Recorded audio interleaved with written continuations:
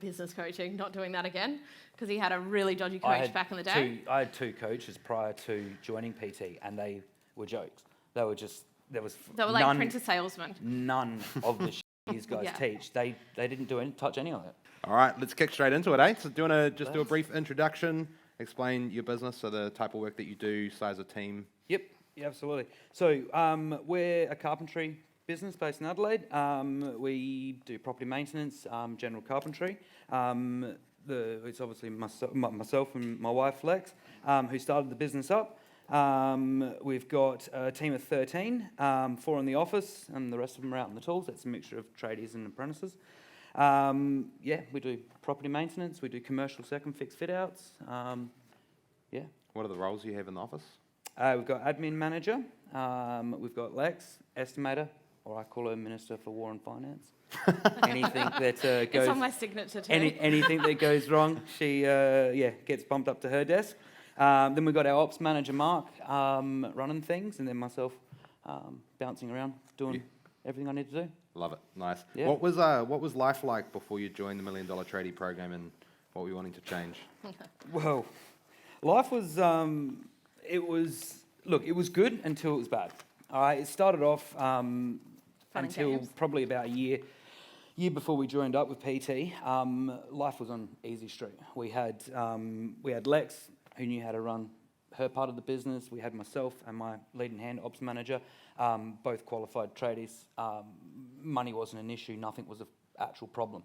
We didn't know money was an issue. We didn't know money was an issue, exactly. But then shit got real. We bought a commercial property. We lost a contract. We started hiring people. We done all of this stuff all at once, and everything sort of snowballed on top of itself. So it got to the sort of couple of months leading up to us joining up 12 months ago. Me and Lex were continuously fighting. There was not a dollar in the account. We're pulling money out of our own personal savings and stuff like that. She was on the computer until 12 o'clock at night, every night of the week, sort of thing. I was non-existent, sort of thing. We'd leave the house first in the morning, we'd get back, have tea, and literally just start going again. And we were nowhere. We were just getting absolutely nowhere. We had people that were the same people that we've got now that were just either in the wrong roles, they didn't have the direction. The amount of pressure just caused us to continuously Our kids were bicker suffering. and fight. We were fighting like hell. We'll drop them off to daycare, and it'd be like we'd just gotten into an argument, and then they wouldn't want to go to daycare, and they're crying, and it's like, I know why you're crying, because mum and dad have just been at it because of all of the we hadn't sorted out, whereabouts we weren't meant to be. And then it come to the tipping point where she started probably about 4 or 5 months.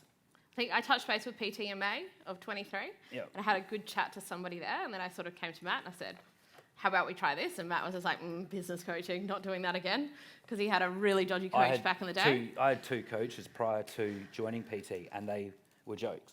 They were like printer salesmen. None of the these guys teach. They didn't touch any of it. They were sitting there talking about my feelings. And I'm like, I don't need that. I need direction. I need education. So then I couldn't get him to join up. So we tried marriage counselling.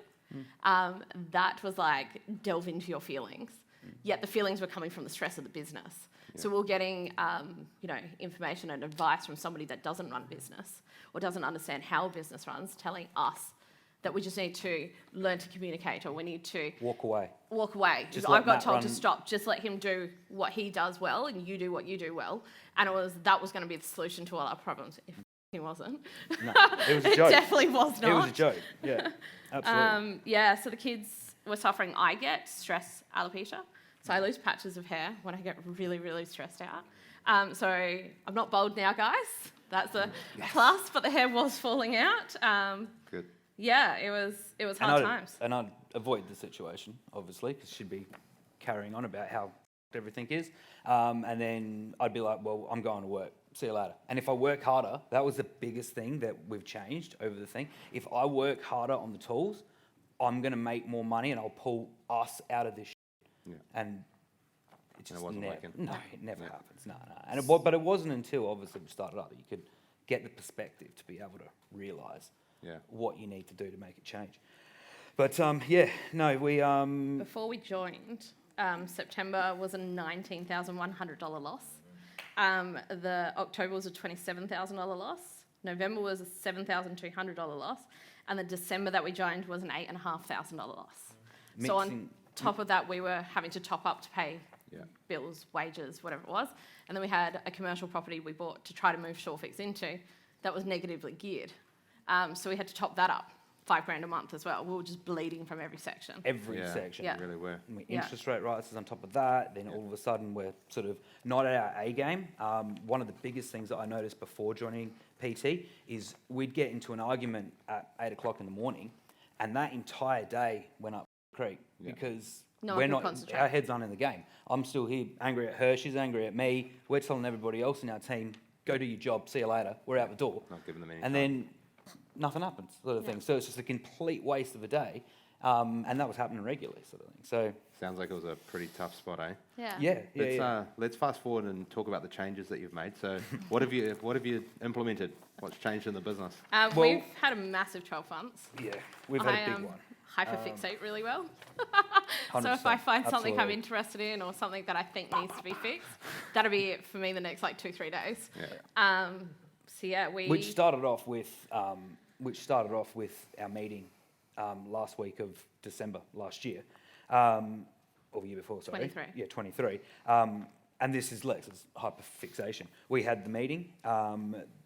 Signed up. We're signed up, and then it started from that point in time. So she spent pretty much that whole 2-week break that we had over Christmas, just ripped the whole business to pieces and started rebuilding it from there. Started off with our company policies and our procedures. Just got them fresh, and then we pre-started the boys on the first day back for the year, and we set our expectations, essentially. We're like, this is the changes we've made, this is what we've done, and this is who we've signed up with.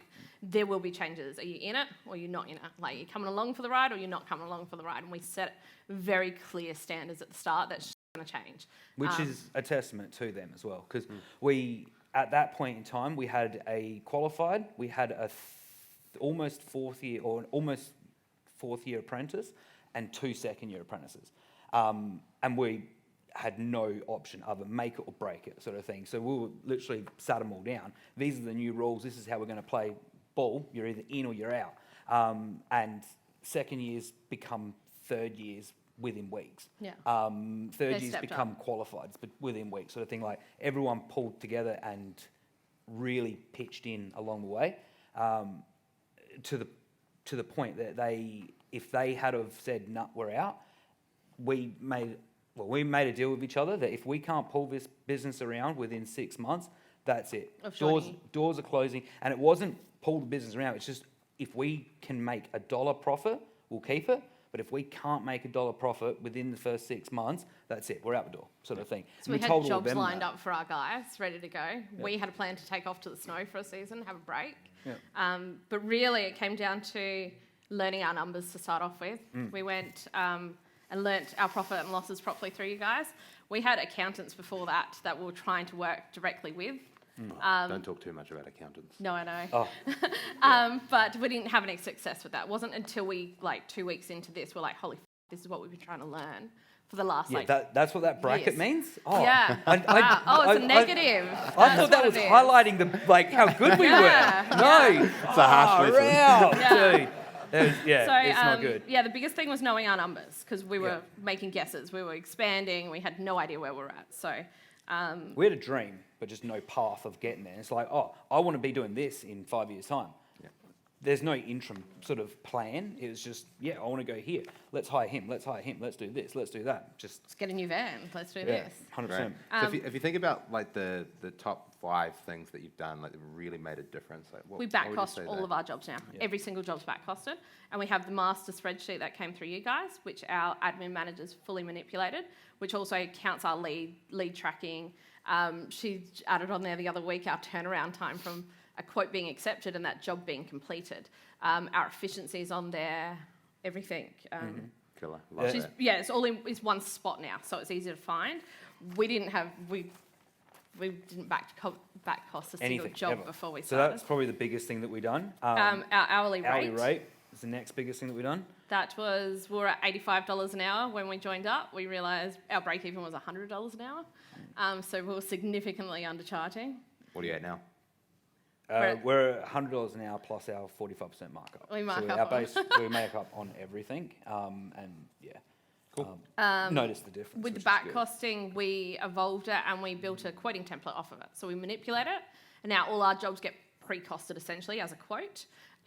Then we can see the markup on it, see what our target is going to be on it, and then we screenshot that and we put that into ServiceMate so that when we do back cost the job, we can have a look where we thought it was going to be. And it's very black and white. That way as well, when we go to check quotes and stuff now, we can actually see how we got to that dollar. That wasn't happening before either. Great, like that. We fixed our payment terms, moved everybody over onto COD except for the builders that obviously pay at the end of the month sort of thing. And that's a very select group of people. So the private customers really helped our cash flow. Great. Went from waiting for a month for a $100 door handle to instantly, bang, we've got that. And everyone's doing the same thing. So that was a big thing to change our cash flow perspective. The next thing was Lex's little baby that she Yes, has my love project. she's been creating over the last year, which is our we call it the SureFix Bible. It's basically all of our systems, all of our procedures, our policies, Admin manuals, admin onboarding manuals. details, our core values, our missions. The team profiles are in there. So now when we start someone, they get sent the link, they get introduced to it, and that's your onboarding. So you've got steps of this is who we are, this is what we're here to do, this is our team, this is your contact details, and then it goes into your policies and procedures. And then after that, all our suppliers. So if you're out on the road and you need to go get, like timber from somewhere. Here's our timber accounts and here's the account numbers and this is how you purchase. So it's stopping the phone calls of where do I go? Where do I get this from? What do I do with that? It It's stopped fantastic. And it's everything. on an app and a website and you can get to it anywhere you need to. So that's still evolving. That'll have all our checklists of how to onboard people, what emails to send as templates to people coming on. It's just one-stop shop for everything. How's that changed the way the team interact, ask questions and things like that? Have it heaps well, of it slowed I down? mean, it's got all the policies and procedures and stuff like that, but it's also got in there like compliance specifications and stuff like that. Australian standards. Account sort of whereabouts we've got accounts and whatnot. So the boys started off as she was making it, calling me every 5 minutes or calling Mark, the ops manager, every 5 minutes going, oh, where do I go for this? What do I do for that? Now it's just, have you read Waybooks? Like it's in there. Like type in what you want and it is in there, sort of thing. So the boys have started to learn how to find information as well, and it's at their fingerprint. It's not in my brain, not going, oh, I think it was 1150 off the ground, but it's actually no, it's 1200. It's like it's all black and white. Like everything's in there. So that's just streamlined the quality side of things and the compliance side of things. Sounds like they've become a lot more resourceful. That's Yes. great. Oh yeah, 100%. Love it. Absolutely. And then the other biggest change is we've really focused on fixing our culture. So we used to have an office on a main road that was just us four sort of office people. And then the boys used to park at the commercial property we bought because we hadn't had the funds to renovate it yet. And nobody was like together. No one's seen each other, no one talked, no one knew what was going on. So now we moved all in September to the new property, finally renovated, borrowed some money while we were still a little bit low. But we're all in one spot now, and the boys stop. They have beers together at the end of the day. Everybody's in each other's bit. It's a really, really good culture now, and it's starting to spread out of SureFix. So Matt went out for beers on the weekend, and he got bailed up by into a pub crawl by the apprentice, and then we went out to town, and one of the new guys brought his 3 friends along. And he started last Wednesday. Such as he's the best carpenter I've ever worked with. I'm like, oh, cool, easy. What do you want me to do about that? Give him a job. If he makes the mark, we'll give him the job. Yeah, absolutely. But when we're ready. But people are approaching us, sort of thing, to come work with us. Awesome. That's probably a hard one because you got what was your 5 most important things. We've obviously went along of what we actually physically implemented. But one of them's on there's the 20s with the boys. Getting their buy-in to the business and all that sort of stuff and checking in with them. Possibly, it happened probably 2 or 3 months after starting. Probably one of the more important things, getting the financials right, doing the 20s with the boys, that's probably up there with the top 5. That's great advice, man. What else? We flipped our work days upside down. So we used to pre-start at the yard at 7:30. Matt would rush out the door to get to the boys, try to have a conversation with them, send them out on their way. And then frantic panic. And then by the time they were on the road, it was 8:30, 9 o'clock, peak hour traffic in Adelaide. They were late to their first jobs. You know, you have to send a client saying, sorry, technician's running late. It's the first job. Like, it wasn't working. There was a lot of downtime in the morning. So we thought maybe if we flip it and everyone starts on site, we finish at the yard, which has helped the culture as well. Everyone goes back there, you reset, load your vans, grab your materials, check your plans or check your diary for the next day, and then start again the next day. What that's also done is Matt's not in a hurry in the mornings to get to the yard. So he now drops the kids off every morning to daycare and school. I get to go to the gym. I haven't done that in years for myself. Right. And I'm less stressed because I'm not fighting the 3.5-year-old and 6-year-old to get out the door and me all frazzled. So I sort of get up, go to the gym, look after myself, come back, help him pack lunches, and then I head to the office for the early shift. And then Matt will come in later, finish up with the boys at the yard, and then I go pick the kids up. What a great change. That's awesome. One thing I did notice, all right, so I haven't missed a day of dropping the kids off at school, and it was just the other week, I'm dropping Harvey off, and we've got out of the car, and it's a couple of minutes to go before we have to go through the bell, and this mum comes through, all right, and she's yelling and screaming at the kids, come on, I've got to go to work, I've got to do this, I've got to do that. Me and Harvey got out of the car, I'm looking at myself, I'm like, fuck, that was us 12 months ago. I'm like, we're just dawdling. Yep, cool. I don't have to be at the yard until 9 o'clock. Like, no one's expecting me here until I get here. Everything's running. Everything's done. Everyone's on site, and I'm just dawdling in. And this kid, I'm like, that's a terrible way to go to school. Yeah. Like, you got 8 hours with random strangers now, and you've just gotten yelled at by your parent. I'm like, yeah, it's a complete game changer. Great shift, man. So let's dive into some of the other results. You've talked about, obviously, a few of them already, but from the changes that you've made, what have been the standout results for you guys? Mine is more time with family. Dropping kids off at school and picking them up. Having that flexibility and that that confidence that your team's got it is that's second to none for me. That also brings into more freedom, more freedom and sort of control over your own lives. That's my big thing. We joined this business because we were broke and we needed money. Now that's not my answer anymore. I'm not in PT because I need the money anymore. I'm in PT because I want the lifestyle. We've come so close to getting the lifestyle that now it's sort of at the point that we want that extra set. It's time to keep moving on to where we can get to next, which is love it. Yeah.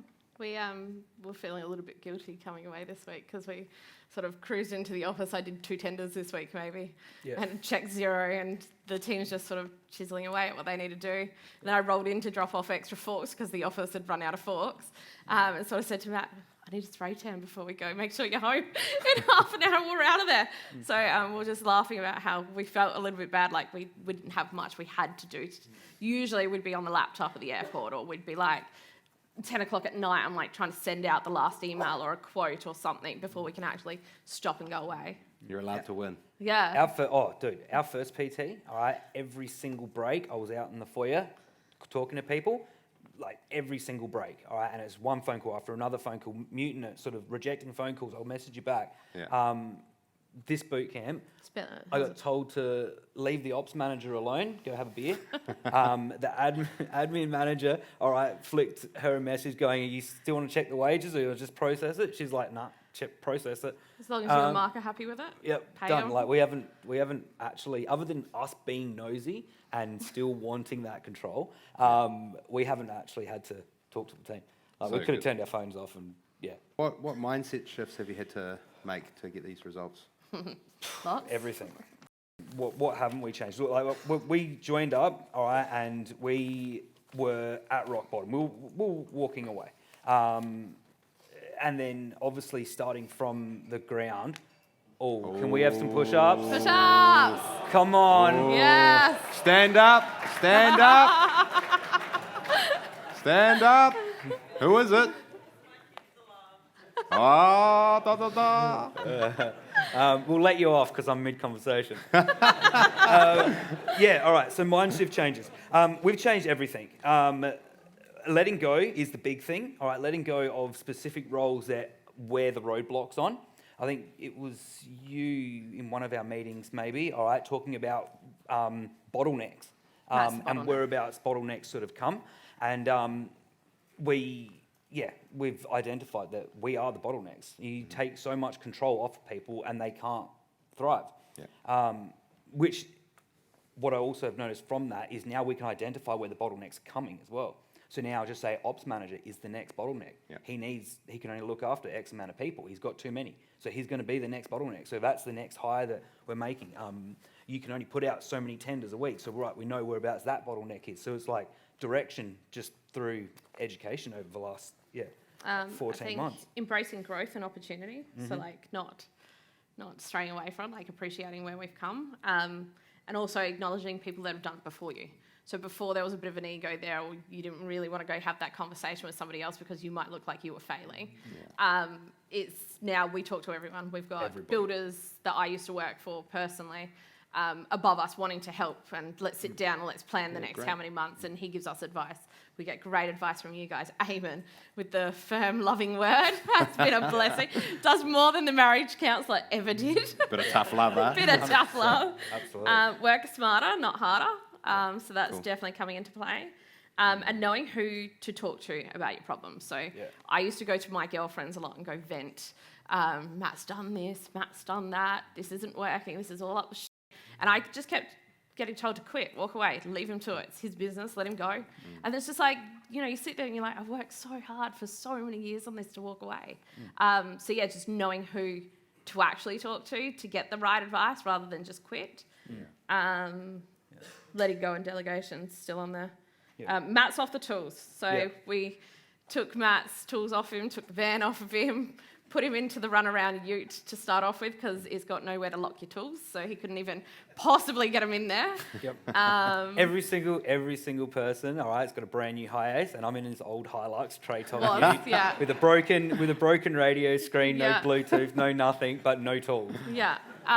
So we did actually get him a car that he can properly drive over Christmas. Yeah, we'll get into that. But no, he was segregated into the older ute just to pause and reset. What else we got?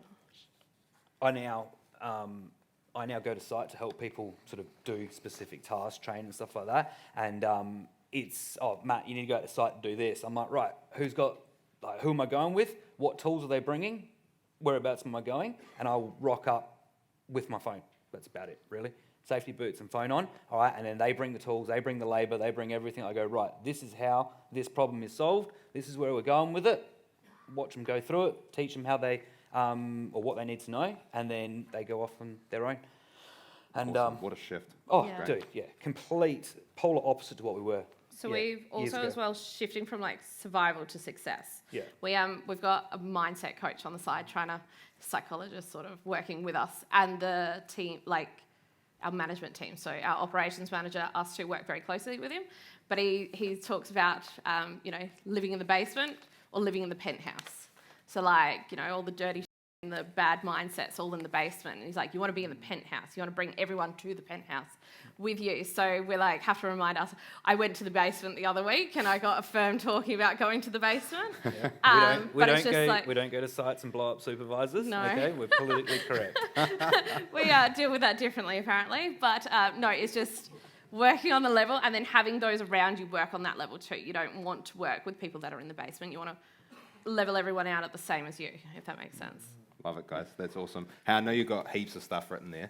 I want to create an opportunity for everyone to just pick your brains a little bit. Yeah, absolutely. So if you have questions for Matt and Lex, guys, pop up to the mic and you can ask. Aaron, first one there. What's the question? What I'm loving hearing is just how you guys are getting out of your negative mindsets and not arguing and whatnot. I mean, let's be honest, we all do it with our partners. Easiest person to do it to, they forgive us.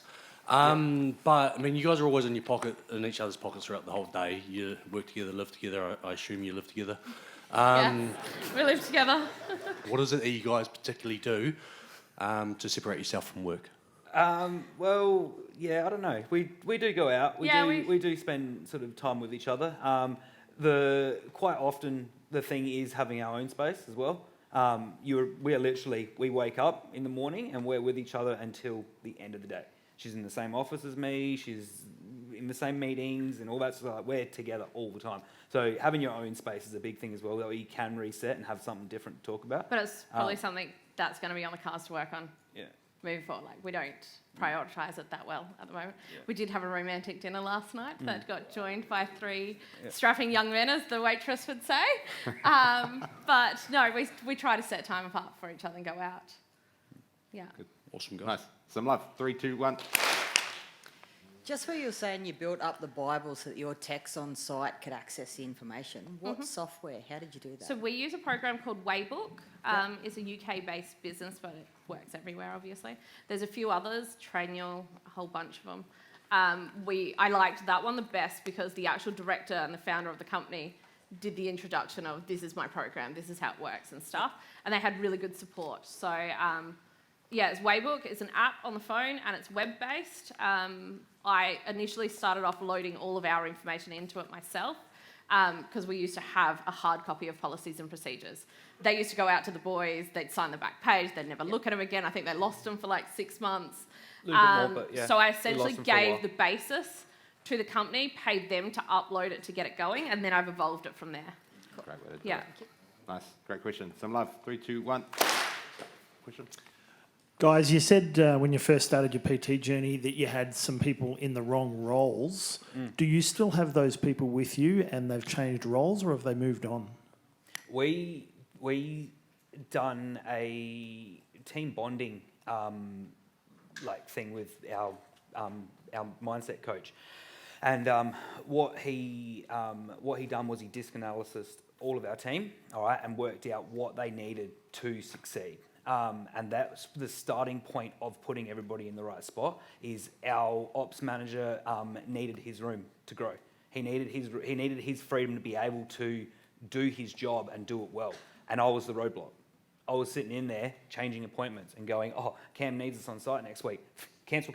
Yep, let's go to him. I like him. And getting involved with stuff. So the people are in very similar roles to what they were in, all right, but they were allowed to do their job, rather than have us micromanage shit that we don't need to micromanage. And our 3rd year, who's love and compassion, and he needs someone to hold his hand. So he gets partnered with another tradesman, where we have another one that's, steady and keen to go out on his own. So he gets a little bit more freedom. Everybody gets learning how to read your people. Catered to.